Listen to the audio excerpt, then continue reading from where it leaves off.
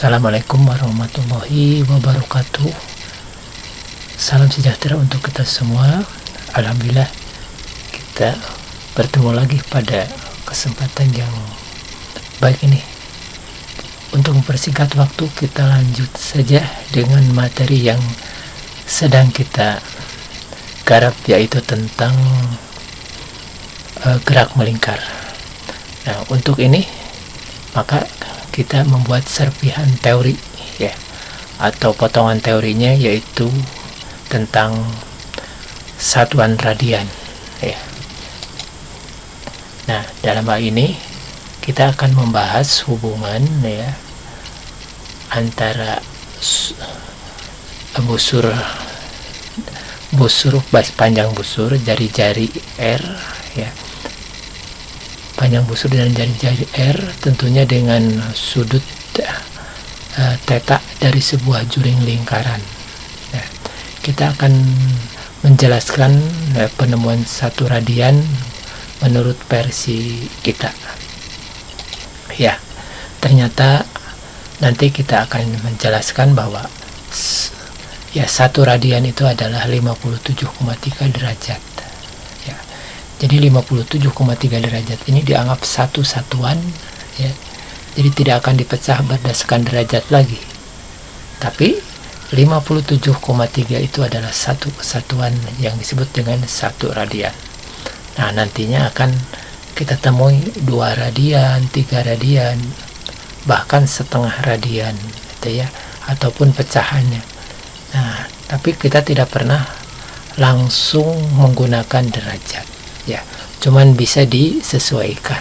Misalkan setengah radian berarti kurang lebih 29 derajat itu. Ya, kita lanjut ya. Nah, nanti juga kita akan jelaskan kenapa ya terbentuk persamaan S per R sama dengan theta ya.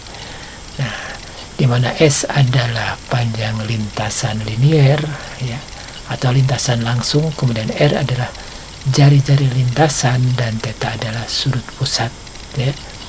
Nah, kemudian biasanya bentuknya diubah menjadi S sama dengan theta kali R. Nah, kenapa kita tidak merekomendasikan R per S sama dengan theta? Nah, tentu saja ada penyebabnya, ada alasannya ya. Nah, dan itu yang penting untuk kita, ada alasannya ya, bukan salahnya suatu persamaan, tetapi alasannya ya. Kita lanjut. Nah, ya, materi sharing pada umumnya ya, kita awalnya yaitu untuk memberikan pembelajaran kepada siswa kita di kelas 10 MIPA di SMA jurusan MIPA ya, pada semester 1. Itu awal mulanya kita membuat video. Nah, jadi video ini sebagai pembelajaran ya kepada mereka. Nah, kalau misalkan belum dibuat, maka bisa langsung dibuat ketika pembelajaran ya. Dan kalau pembelajarannya udah selesai, maka bisa diberikan kepada siswa videonya ya, sebagai sarana untuk memperdalam ya, dengan cara mengulang-ulang videonya. Kemudian karena mengingat ya untuk ajas manfaat yang lebih banyak ya kepada halayak, maka kita sajikan ke publik ya, supaya memberikan manfaat yang lebih ya, bukan untuk kalangan tertentu saja. Yang mudah-mudahan dengan adanya saran nanti ya, kritik dan komentar dari pemirsa dari berbagai kalangan, mudah-mudahan dapat memacu saya untuk menyempurnakannya dan untuk terus berkarya. Ya, baiklah, kita lanjut ya materinya, tidak berlama-lama lagi untuk menghemat durasi video. Pada awalnya pendefinisian radian atau rad ya adalah untuk satuan besaran sudut datar ya. yang nantinya dapat menghubungkan antara panjang jari-jari, panjang busur, dan sudut itu sendiri dalam suatu juring lingkaran. Ya, kita tahu juring lingkaran itu terbentuk atas dua buah jari-jari dan satu buah busur lingkarannya. Nah, gambarnya kalau disempurnakan, ya lingkarannya kita singkirkan istilahnya, maka terbentuk sebuah juring ya. Jadi sisinya adalah R, ada 2, dan S atau busur itu sendiri. Nah, juring lingkaran adalah bidang ya. Bidang atau 2 dimensi, bagian dari suatu lingkaran yang dibatasi oleh jari-jari dan sebuah busur, 2 buah jari-jari dan sebuah busur ya. Itu yang jari-jari yang dilambangkan dengan R garis biru dan sebuah busur yaitu dilambangkan dengan S garis merah ya. Nah, kita coba lanjutkan ya. Apabila besar sudut pusat dari juring ini ya, sudut pusat dari juring ini kita rubah-rubah, nah maka akan menyebabkan panjang busurnya berubah-ubah pula.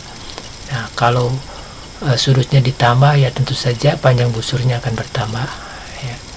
Dan sebaliknya, kalau sudutnya diperkecil, panjang busurnya juga akan mengecil.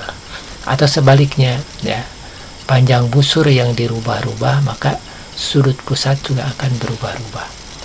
Dengan kata lain, ada keterkaitan ya antara panjang busur dengan sudut pusatnya. Nah, sedangkan di sini jari-jari lingkaran ya dibuat tetap ya, memang jari-jari lingkaran itu tetap. Nah, itu kan. Jadi di sini kita akan menentukan hubungan ya antara sudut pusat dengan busur ya. Nah, kalau jari-jari itu tentu saja sebagai pelengkapnya. Nah, karena jari-jari tidak berubah ya. Nah, kita lanjut. Nah, yang diharapkan atas kondisi ini adalah panjang busur yang sama dengan jari-jarinya atau kelipatan dari jari-jarinya. Ya. Jika tercapai S sama dengan R ya. S sama dengan R ya. Jadi jari-jari sama dengan panjang busur, maka theta dapat ya, maka di besarnya theta dapat memberikan informasi untuk menghubungkan antara panjang busur, jari-jari, dan besar sudut itu sendiri. Gitu kan? Ya. Jadi kalau misalkan S sama dengan R informasinya ya, atau S sama dengan setengah R, atau S sama dengan 2R gitu ya.